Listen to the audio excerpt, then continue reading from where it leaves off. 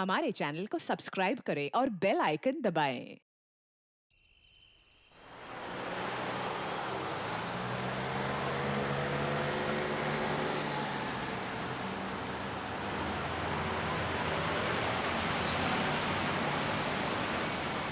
ये तो हमारी गाड़ी है।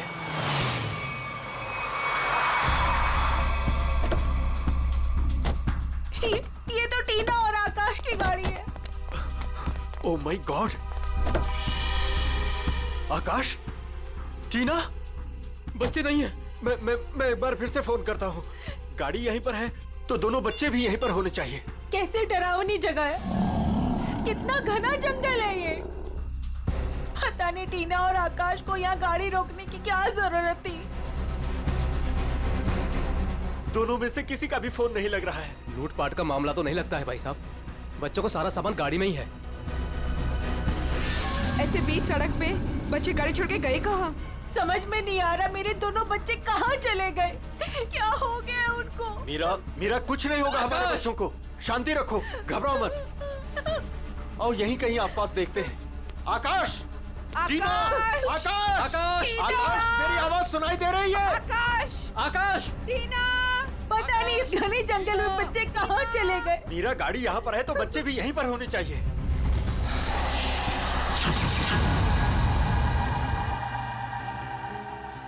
भाई साहब, कहीं कोई कुछ भी नहीं है वहाँ। यहाँ पर भी नजर नहीं आ रहा है। सन्नाटा। चुप हो जा।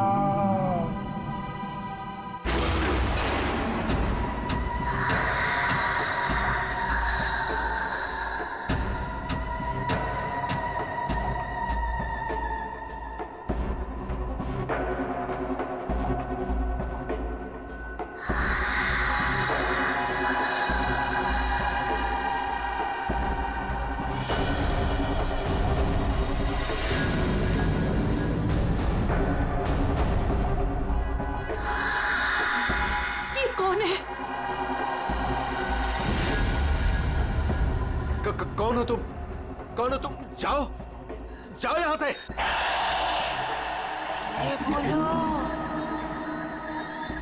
आवाज बिल्कुल नहीं, वरना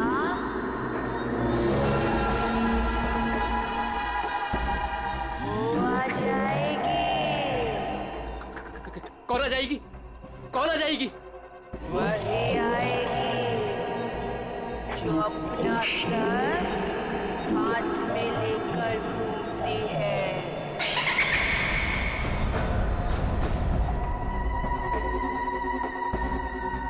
वो आ जाएगी। चलो यहाँ से। जल्दी आ जाएगी। चलो गाड़ी में बैठो जल्दी। वो आ जाएगी। वो आ जाएगी। वो आ जाएगी।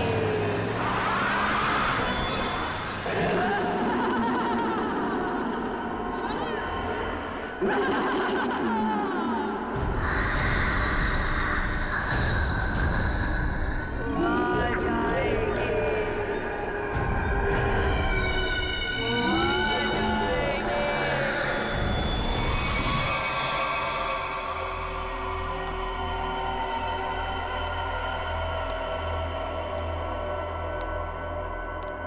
और तभी एक औरत आई। उसका सर नहीं था। वो मुझे मारने आई थी। वो मुझे मारने आई थी। उसका कटा सर उसके हाथ में ही था। वो मुझे मार डालेगी। वो मुझे मार डालेगी। बचा लो मुझे। वो मुझे मार डालेगी। ये क्या हो गया मेरी वत्सला को? कैसे बर्ताव कर रही है? अब क्या करूं मैं?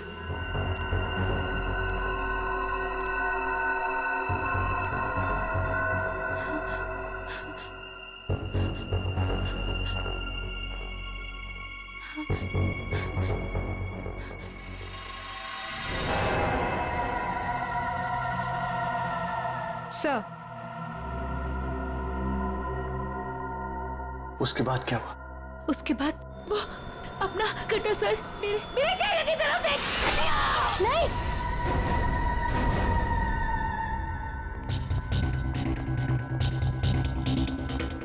डॉक्टर साहब, क्या हुआ है मेरी वाइफ को? मिस्टर नमित, देखिए ना डॉक्टर साहब के साथ क्या किया वत्सला जी ने। 10 इंजेक्शन दे चुका हूँ शांत करने के लिए, लेकिन कोई असर ही नहीं हो रहा। लेकिन हुआ क्या है वत्सला को? इनका दिमाग एक सरकटी औरत के बारे में सोच रहा है। उसकी चाल टाल, उसका रवैया और पता नहीं क्या क्या इसके दिमाग में घुस गया है। Oh my God. डॉक्टर साहब, मेरी वाइफ ठीक तो हो जाएगी ना? कुछ कह नहीं सकते, लेकिन ये चेंजेस आपने इनमें कब महसूस की? कल रात वत्सला की गाड़ी दहलिया रोड पे खराब हो गई थी। मैं इसे लेने वहां गया, तब से इसकी हालत ऐसी है। देखिए मिस्टर नमित, इनकी हालत बहुत नाजुक है। मेरी मानिए तो इन्हें फौरन हॉस्पिटल में एडमिट कर दीजिए। सर, मुझे तो लगता है कि वत्सला जी के साथ जो कुछ भी हुआ है ना, दहलिया रोड पे हुआ है। श्रवण, हमने कहीं वहां से आकर कुछ गलती तो नहीं की ना? अब हमारे बच्चे कैसे मिलेंगे? मुझे तो लगता है उस खूनी औरत ने कुछ कर दिया है टीना और आकाश को। भाई साहब, मुझे लगता है कंप्लेंट लिखवा देनी चाहिए। पता नहीं बच्चे किस हाल में होंगे। उमेश, मैं तो कहता हूँ हमें सीआईडी को फोन करना चाहिए। मैं करता हूँ भाई साहब।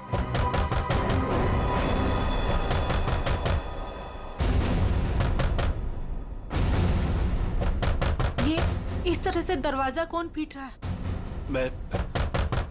मैं देखता हूँ।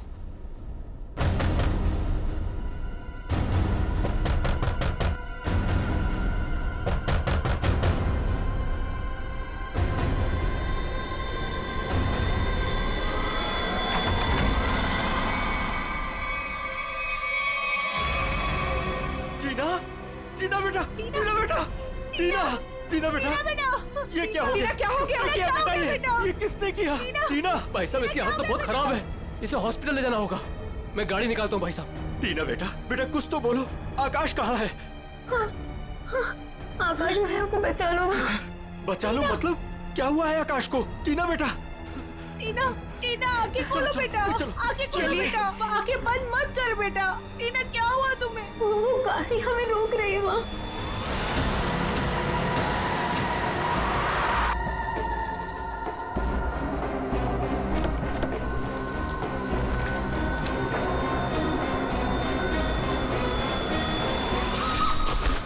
ये कहाँ जा रहा? टीना बेटा, आंखें खोलो बेटा। टीना, तुम हमें छोड़ के नहीं जा सकती।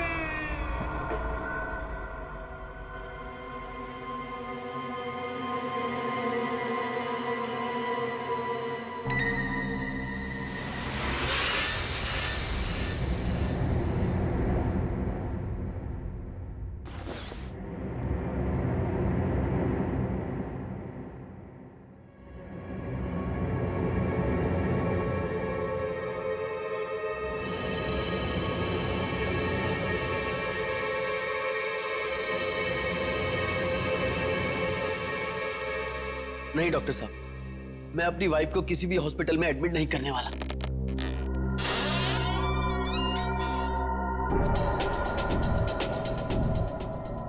आपसे पहले भी 4 और डॉक्टरों ने मुझे यही एडवाइस दिया।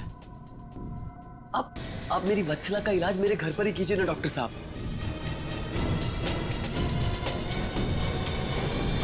मैं अपनी वत्सला को अपने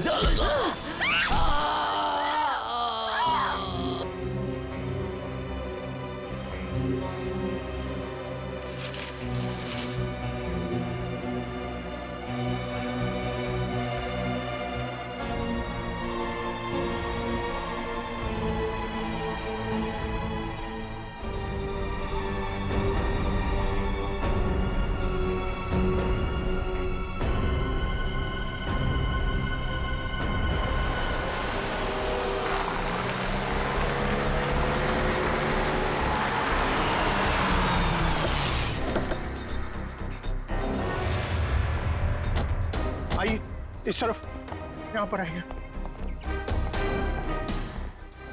यही घर है ये।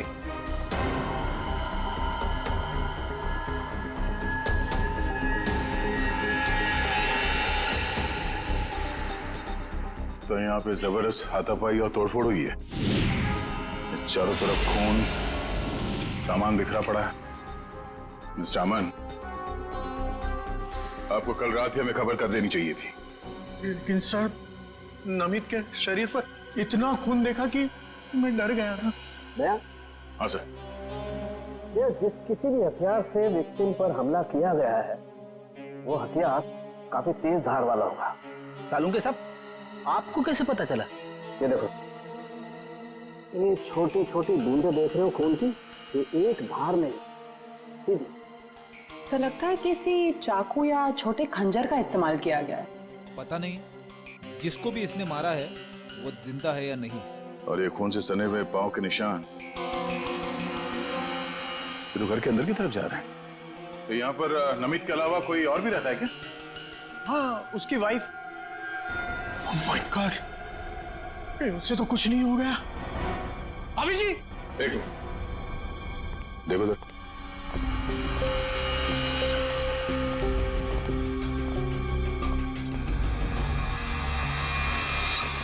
सर ये पैरों के निशान तो आगे आगे धुंधले होते जा रहे। एक काम करो, इस कमरे को चेक करो।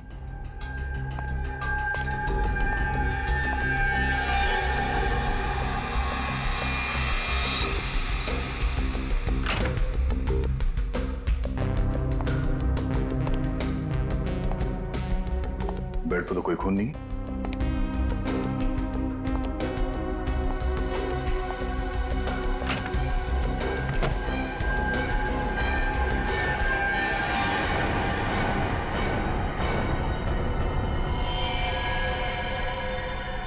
कौन हो तुम? बाहर आओ। बाहर आओ।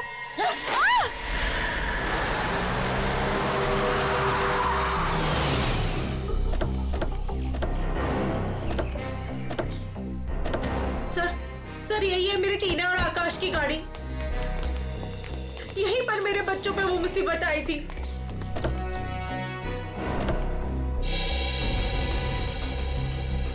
सर वो उस जगह पे खड़ी थी वो भयानक दिखने वाली लड़की। हाँ सर उसी ने हमारी बेटी को मार डाला है और वही हमारे बेटे आकाश को लेकर गई है। सर गाड़ी के अंदर तो सब ठीक ठाक ही लग रहा है। और सर हाथापाई की भी कोई निशान नहीं। अच्छा, यहाँ सड़क पे भी जैसा लग नहीं रहा है कि कुछ हुआ है। क्या टीना ने एग्जैक्टली क्या कहा था? सर वो बता रही थी कि आकाश भैया को बचा लो। बचा लो मतलब क्या हुआ आकाश को? वो ठीक तो है ना बेटा? सर कहीं मेरे आकाश को कुछ हो तो नहीं गया? सर उसके हाथ में कल रात को हंसिया था। हंसिया? सर हो सकता है कि शायद आकाश अभी भी उस औरत के कब्जे में हो और टीना किसी भी तरीके से वहां से भाग गई हो सकता है। वो जो कोई भी लड़की है शायद आकाश को जंगल में ही ले गई होगी। हाँ सर, हो सकता है आकाश अभी तक जंगल में ही हो। चल के देख लेते हैं। सर हम भी चलते हैं आपके साथ। नहीं, आप लोग यहीं रुकिए, जंगल थोड़ा खतरनाक है। एक्चुअली आप लोग घर जाइए, कुछ भी पता चलता आपको फोन कर देंगे। ओके? ठीक है सर।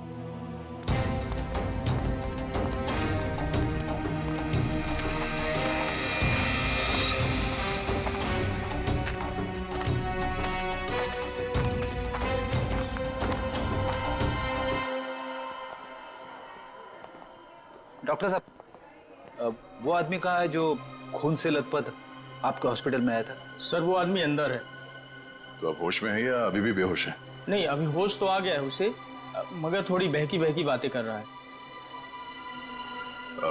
क्या हम उनसे मिल सकते हैं? जी बिल्कुल, आइए।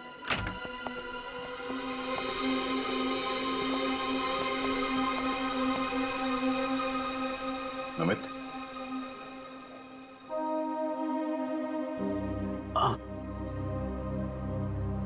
कौन? हम लोग सीआईडी से हैं। क्या तुम बता सकते हो कि ये तुम्हारे साथ कैसे हुआ? मार डाला मुझे। मेरी वत्सला ने मुझे मार डाला। पूछिए अमन से। मुझे रोज पीटती थी,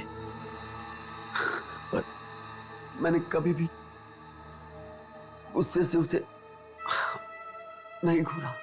हाँ सर, मैं हमेशा इस बेचारे की दर्द भरी आवाज सुनता था।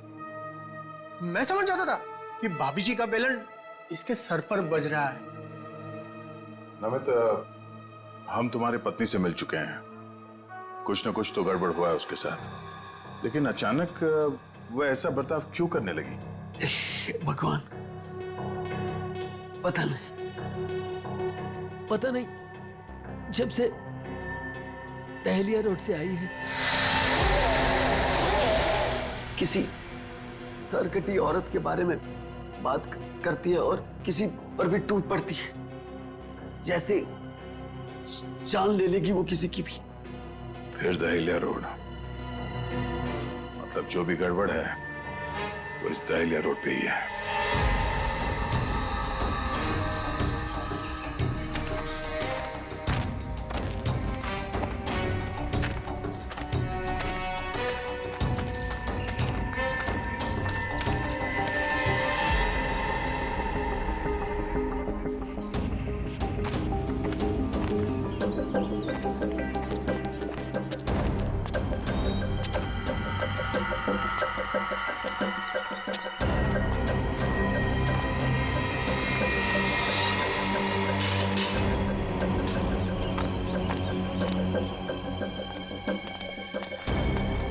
ये तो बिल्कुल हॉरर फिल्म की तरह बंगला है, जंगल के बीच में इतना सुनसान। लगता है ये टीना और आकाश इसी घर में आए होंगे।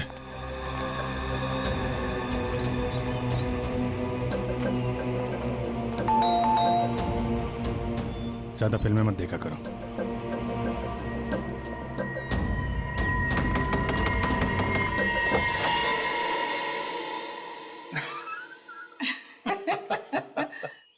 बहुत अच्छा लगा। इतने सुनसान जंगल में भी कोई हमें मिलने आया। एनीवेज, मेरा नाम डीके है और ये मेरी धर्म पत्नी रागिनी। अरे आइए ना आप लोग, अंदर आइए, बाहर क्यों खड़े हैं? प्लीज आइए। सर, ये लोग तो बहुत अजीब हैं। ये तो हम लोग से ऐसे बात कर रहे जैसे हम लोग इनके रिश्तेदार हैं। काफी अच्छा घर है। Thank you. आसपास दूसरा कोई घर नहीं दिख रहा है, तो इतने सुनसान जंगल में आपने ये घर बनाया? बनाया नहीं है सर, खरीदा है। वो क्या है ना कि हम दोनों पति पत्नी एक कलाकार हैं और अपनी सोच के आकार को पूरा करने के लिए हमें शांति और एकांत की सख्त जरूरत रहती है। जी हाँ सर, यही हमारा घर भी है और हमारी दुनिया भी है। और हाँ, आपको एक बात और बताना चाहूंगा। हम लोग रहते जरूर इस सुनसान इलाके में हैं, लेकिन कला के क्षेत्र में हमारा बहुत बड़ा नाम है। अच्छा जी। कब खरीदा आपने ये घर? बहुत साल पहले खरीदा था। अब तो ध्यान भी नहीं है हमें कि कब खरीदा था हमने। हाँ, ये तो याद होगा कि कल यहाँ पे कौन आया था? हाँ सर, बिल्कुल। लेकिन कल तो यहाँ कोई नहीं आया था सर। ये फोटोज देखिए, ध्यान दीजिए और सोच के बताइए, क्या इन दोनों में से कोई भी कल यहाँ आया था? नहीं मैडम, इनको हमने पहले कभी नहीं देखा।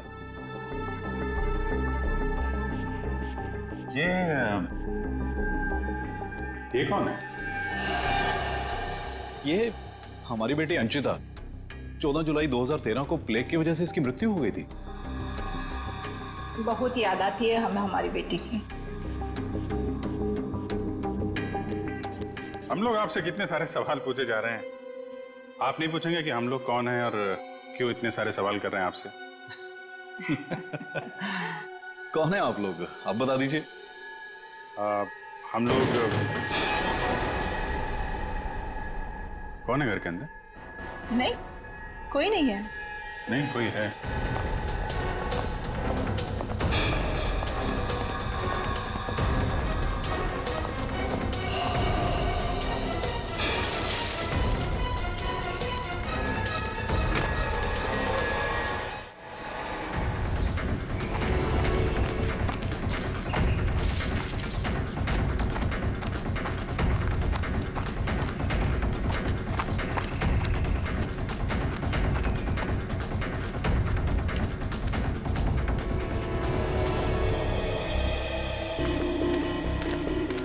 आया तो इस तरफ ही था।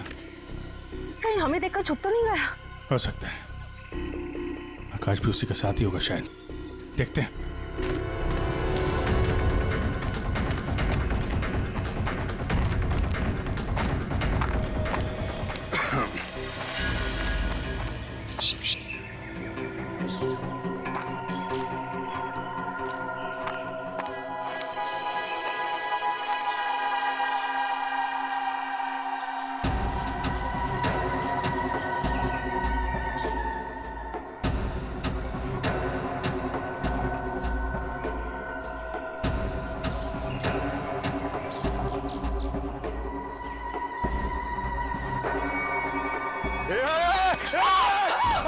नहीं, फायर नहीं। कर नीचे। कौन हो तुम? क्या कर रही थी उस घर के अंदर? हंसिया नीचे फेंको। टीना को तुमने मारा था ना? आकाश है। धीरे बोलो, वो सुन लेगी। वो तुम्हारे पीछे खड़ी है।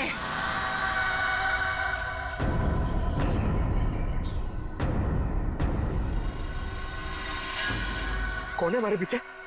कोई नहीं है, लगता दिमाग हिला हुआ इसका। क्या दिखा रही है? कौन है पीछे? वो तुम्हारे पीछे बिना सर वाली औरत अपना सर हाथ में लेके दिखा रही है।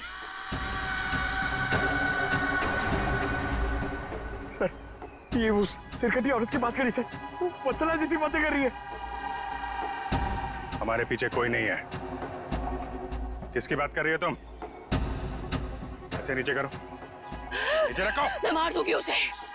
मैं मार दूंगी उसे। मैं मार दूंगी।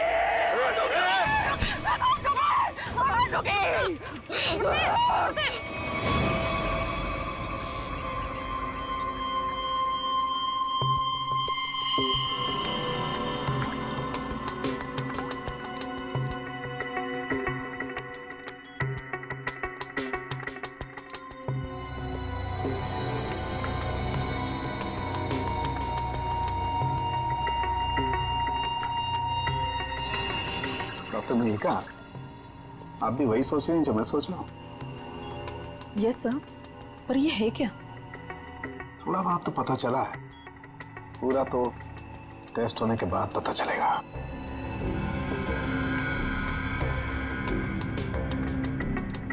सर, मुझे लगता है कि आप ये कलर एरिया देख रहे हैं। ये ब्रेन टेल की नर्व्स की तरफ आ रहा है। इन दोनों औरतों के दिमाग के साथ छेड़छाड़ी की गई है।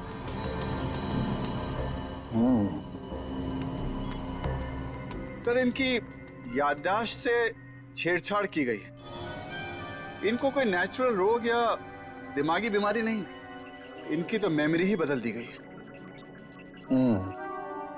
मतलब ये कि आर्टिफिशियल मेमोरी भर दी गई है इनके दिमाग में। Yes sir. क्या आर्टिफिशियल मेमोरी भर दी गई है? हाँ विजय, मतलब ये दोनों औरतें जो देख रही थी या बोल रही थी, ये इनके दिमाग का वहम नहीं था? बिल्कुल नहीं था। दरअसल क्या होता है कि इंसान के बचपन से लेकर के उसके बड़े होने तक उसकी जिंदगी की तमाम यादें उसके दिमाग में एक डिस्क की तरह से जमा हो जाती हैं, कुछ इस तरह से। और फिर कोई एक दिन गर्दन के पीछे ऐसा इंजेक्शन लगा देता है, ये देखिए, यहां दिख रहा है, जिससे ब्रेन में कंपार्टमेंट्स बन जाते हैं और जिंदगी की सारी याद ब्लॉक हो जाती है। इंसान एक सेमी कॉन्शियस स्टेट में चला जाता है, आधी बेहोशी की हालत में। के बाद फिर क्या होता है? इसमें इंसान के दिमाग को सुन कर देने वाला ड्रग दिया जाता है। इंसान अगला पिछला सब भूल जाता है। आप सुन सकते हो, समझ सकते हो, लेकिन आप रिएक्ट नहीं कर सकते। और फिर इस हालत में उसको एक कटी सिर वाली औरत दिखाई जाती है और उसके कानों में बार बार ये बातें सुनाई जाती है कि ये लोग आपको मारने वाले हैं और ये सारे इंसान आपके दुश्मन हैं और आपको उनको मार देना है। और ड्रग के असर की वजह से दिमाग कुछ इस तरीके का दिखाई देने लगता है। हर याद को दबाकर, सप्रेस करके उसे सिर्फ उतना ही हिस्सा याद करने के लिए दिया जाता है जितना कि बेहोशी की हालत में उसे सुनाया या दिखाया गया था। सर यानी कि इन दोनों औरतों ने सच में एक सरकटी औरत को देखा और होश में आने के बाद दोनों को सिर्फ उतना ही याद है। बिल्कुल। वरना सोचो, दो लड़कियां जो एक दूसरे को जानती नहीं, पहचानती नहीं, वो एक ही समय पर एक ही जैसी बात कैसे सोच सकती हैं? मतलब इनकी मेमोरीज को बदल दिया गया है। ड्रग्स कौन सा इस्तेमाल किया गया इनके ऊपर? डोडियन और हेपिस जैसे न्यूरॉन अफेक्टिंग ड्रग्स। ये ऐसी दवाइयाँ जो ब्रेन की मेमोरी लोकेशंस को नष्ट कर देती है। आपको ये भी याद नहीं रहेगा कि आप हैं कौन, और आपको उतना ही याद रहेगा जितना आपको बताया जाएगा। हमारे टेस्ट में भी काफी ऐसे ड्रग्स मिले हैं जो याददाश्त मिटाने के लिए काफी हैं, और हाँ, इन्हें हल्के इलेक्ट्रिक शॉक्स भी दिए गए। मुझे नहीं लगता ये लड़कियां कभी भी ठीक हो सकती, क्योंकि इस बीमारी का अभी तक कोई एंटीडोट इजाद नहीं हुआ है और हिप्नोसिस में महीनों लग जाएंगे, और फिर भी इस बात की गारंटी नहीं है कि इनकी खोई हुई मेमोरी इन्हें वापस मिल सकती है। अरे सर, ये सब सुन सुन के मेरा सर फटने लग रहा है। सर, आप मेरा ब्रेन मैपिंग कर लीजिए। डहलिया रोड के बंगले के मालिक डीके, रागनी और सड़क पे खड़ी उस लड़की का राज तो अब डहलिया रोड पे जाके ही पता चलेगा। तो थोड़ा घूम आते हैं डहलिया रोड।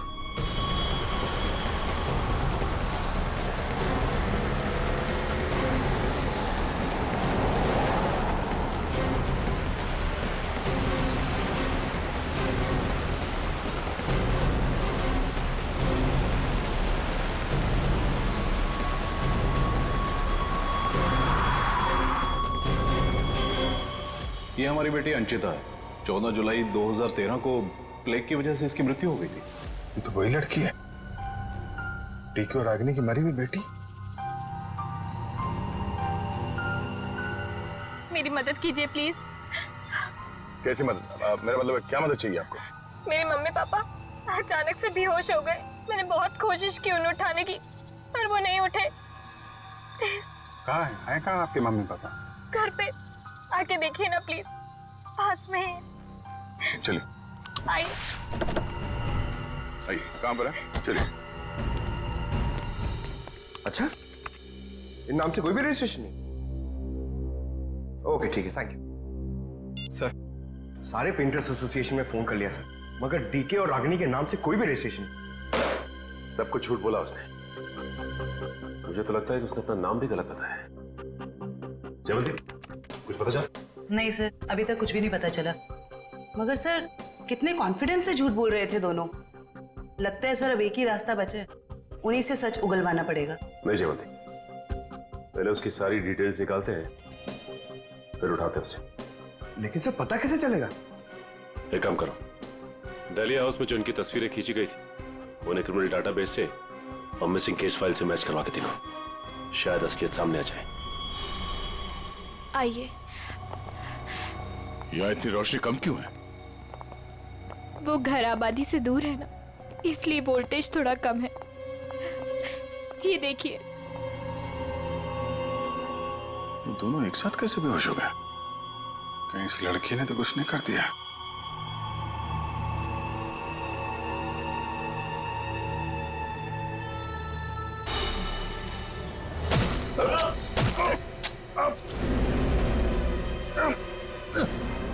ठीक है।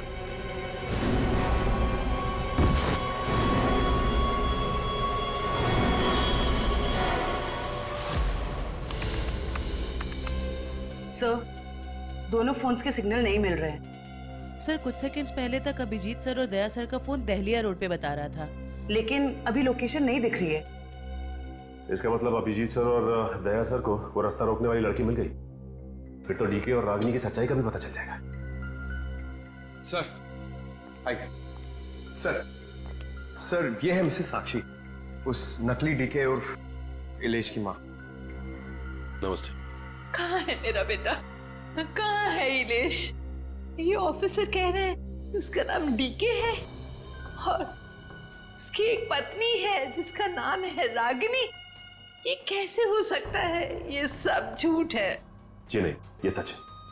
एक छानबीन के दौरान आपके बेटे और उस औरत से मुलाकात हुई हमारी, जो अब डीके और रागिनी बने बैठे, और उसी छानबीन में मिसिंग कंप्लेन से उनकी सच्चाई भी पता चली। मैम, आप हमें बता सकते हैं कि आपके बेटे इलेश ने अपना नाम बदल के डीके क्यों रख लिया? मेरा बेटा अपना नाम क्यों बदलेगा? मुझे इस बारे में कुछ नहीं पता। देखिए माताजी, वो रागिनी उर्फ नीता के साथ में कहीं छुपा हुआ बैठा है। अब ये औरत को जानती है? ये लड़की कौन है और कैसे मेरे बेटे की जिंदगी में आई, मुझे कुछ नहीं पता। देखिए मैडम, उस औरत के माँ बाप तो मर चुके हैं। बस आप ये बता सकती हैं कि जुलाई 2013 से पहले ऐसा क्या हुआ था जो आपका बेटा घर छोड़कर चला गया? नहीं, मेरा बेटा घर छोड़कर नहीं भागा था। हाँ, इलेश दिमागी तौर पर बीमार रहता था, तो एक बड़े साइकोथेरेपिस्ट के पास उसका इलाज चालू था, और उसी थेरेपी की सिटिंग के लिए वो डॉक्टर के क्लिनिक गया था, और फिर वो वापस ही नहीं आया। अच्छा मैम, ये बताइए कि नाम क्या है इस थेरेपी क्लिनिक के डॉक्टर का?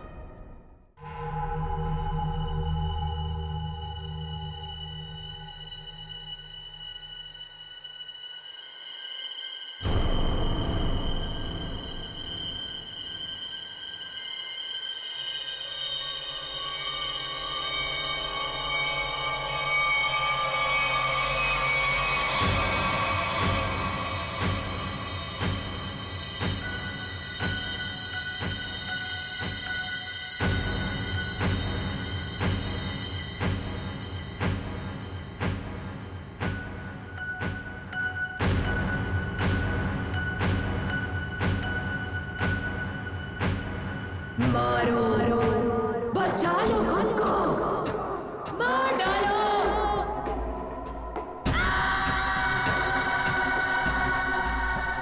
मारो, मार डालो, सब दुश्मन है तुम्हारे। मारो, मार डालो, बचा लो खुद को। मारो, मारो, मार दो, सब दुश्मन है तुम्हारे। उठा लो हथियार, उठा लो हथियार, मार दो। समझ में नहीं आ रहा कि इन सबके पीछे एक डॉक्टर हो सकता है। देखते कहाँ का तार कहाँ जाके जुड़ा है सर। बहुत लंबा जाल फैलाता है सर। आज सारे तार कट जाएंगे इसके।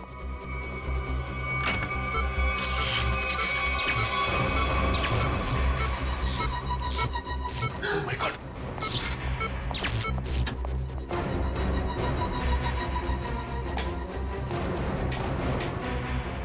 किसने किया ये? बोलो, बोलो किसने किया?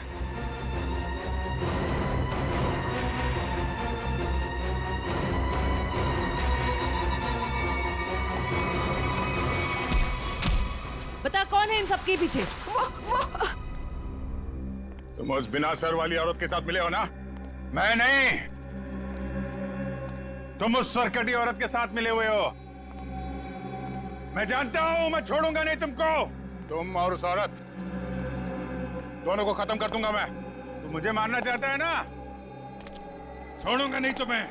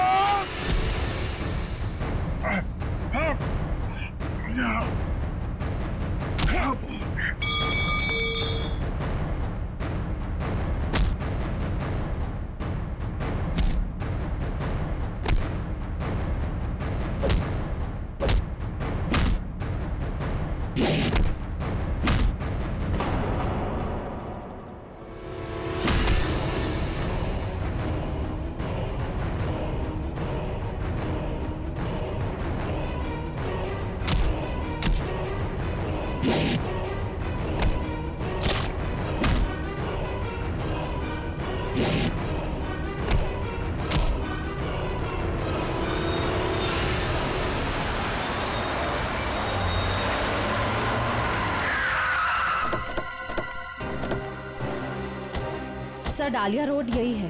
हो सकता है अभिजीत सर और दया सर यहीं कहीं होंगे। हो सकता है वो टीके और रागनी के हों। हम लोग जाके देखते हैं, तुम लोग यहीं रखो, एक डॉक्टर जाना नहीं चाहिए। हाँ ठीक है, चलो आ जाओ।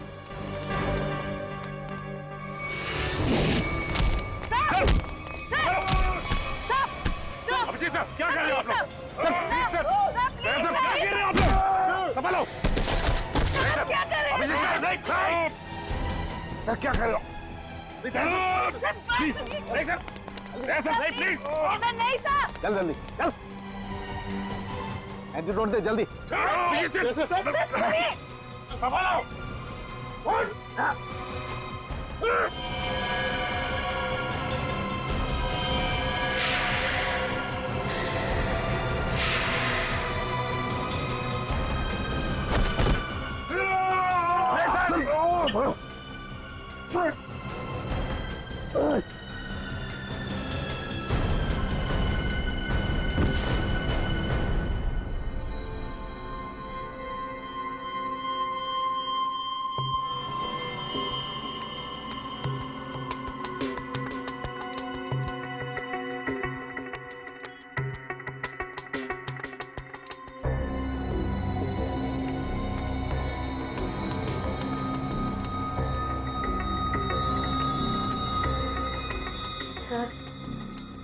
सर सब ठीक तो है ना?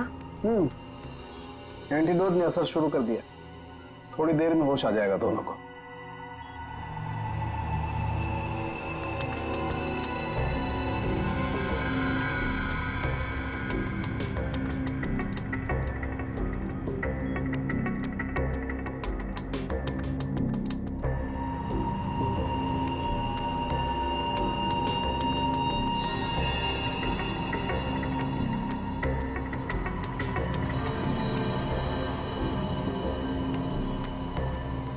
शुक्र मनाओ डॉक्टर सालुंके, अगर ये दोनों ठीक हुए हैं तो सिर्फ मेरी वजह से। अगर अपने दिमाग का सही इस्तेमाल किया होता ना तो एक मुजरिम की तरह इस हालत में नहीं खड़े होते, समझे?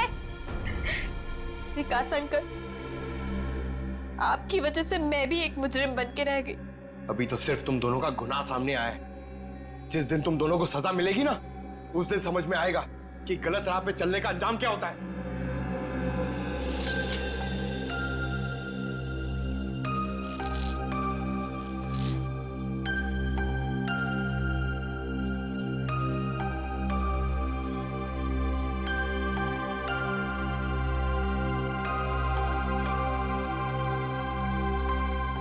हम ये दहलिया रोड वाले बंगले पे? नहीं यार, न्यूरो सेंटर में है भाई।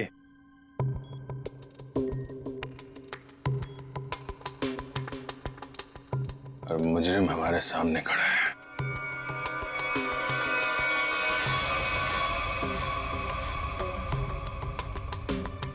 अच्छा एक बात बताओ, तुम्हें अभी वो कटे हुए सिर वाली औरत और वो भयानक आवाज से तुम ही सुने थे?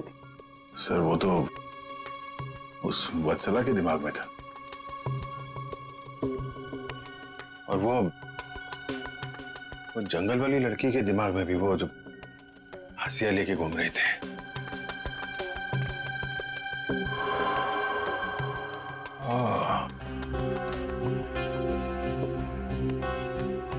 अब समझ में आया, संचिता के माँ बाप ने भी हम लोगों को वो ड्रग्स वाला इंजेक्शन लगा दिया था। हमारे दिमाग में भी ये सारी बातें भरती गई थी। बताओ डॉक्टर विकास, क्यों किया तुमने ये सब? जल्दी बता, वरना हमें तुम्हारा इलाज करना पड़ेगा।